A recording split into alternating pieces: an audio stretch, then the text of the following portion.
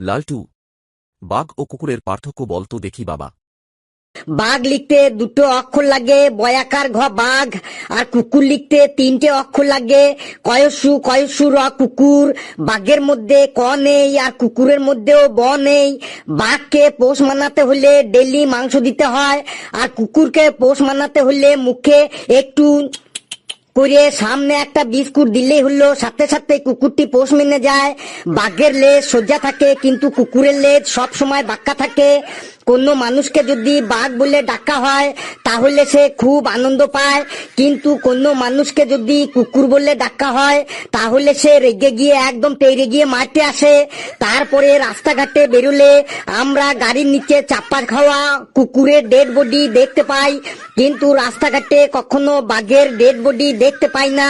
তারপরে কুকুরের লজ্জা শরম বলতে কিছুই নেই, যেখানে সেখানে পায়খানা প্রস্রাব করে দেয়, কিন্তু বাঘের লজ্জা শরম আছে। বাঘ কুকুরের মতো যেখানে সেখানে পায়খানা প্রস্রাব করে না।